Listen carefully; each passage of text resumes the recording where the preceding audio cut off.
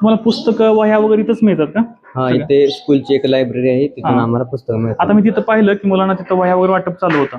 पुस्तक हे सगळं तुम्हाला मिळतं हा, का? पुस्तक काय काय मिळतं त्यामध्ये? स्टेशनरी मध्ये काय काय मिळतं? स्टेशनरी मध्ये आपल्या लायब्ररी मधून आपले स्कूलचे बुक्स मिळतात आणि वह्या वगैरे जे नोट्सबुक आहेत ते किती नोटबुक मिळतात? आता तुम्ही कितवीला आहे? आता आम्ही 9वीला आहे. 9वीला. बरं. प्रत्येक जणांना 15 नोटबुक मिळतात वर्षातून आणि एक. पुस्तके सगळी एनसीईआरटी? हा, पुस्तक सीबीएसई पूर्ण एनसीईआरटी.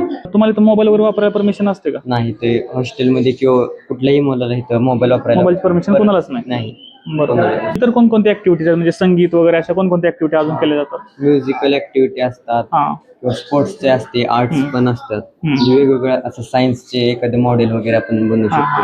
म्हणजे सायन्सच्या लॅब पण वेगळे आहेत का? Physics, chemistry, biology, physics, computer lab असे प्रत्येकासाठी वेगवेगळ्या लॅब आहेत. शिक्षक वेगवेगळे असतात. प्रत्येक शिक्षक वेगवेगळे असतात. म्हणजे 6वी ते 8वी पर्यंत शिक्षक वेगळे, 9वी 10वीचे वेगळे आणि 11वी 12वीचे वेगळे प्रत्येक विषयांचे? प्रत्येक विषयाला वेगवेगळे असतात. तुम्ही 6वीतून आला तर तुम्ही 12वी झाल्यानंतर इथून बाहेर जाणार ना?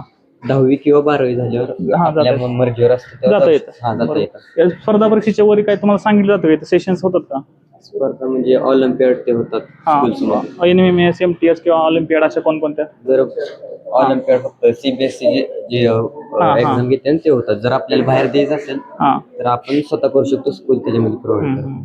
बाकी सगळं व्यवस्थित आहे ना? सगळं तुम्हाला जे हवं ते सगळं मिळतं? शिक्षण, सगळ्या सुविधा आहेत त्या? सुविधा स्कूलमध्ये. अजून एक विचारायचं, ह्या सगळ्या प्रक्रियेमध्ये 6वी पासून 12वी पर्यंत तुमच्या पालकांना काही खर्च म्हणजे काही पैसे द्यावे लागतात का?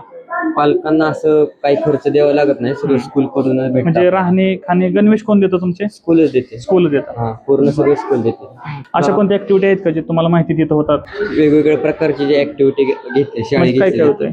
म्हणजे आता सांगितलं गेलं तर आम्हाला एक जर्मन लँग्वेज म्हणून एक सब्जेक्ट आहे, तो फक्त शिकवला जातो आम्हाला. German language? German language. ते करिक्युलम मध्ये आहे का तुम्हाला एक्स्ट्रा शिकवला जातोय? तो म्हणजे एक स्किल सब्जेक्ट म्हणून स्किल मधून शिकवला जातो.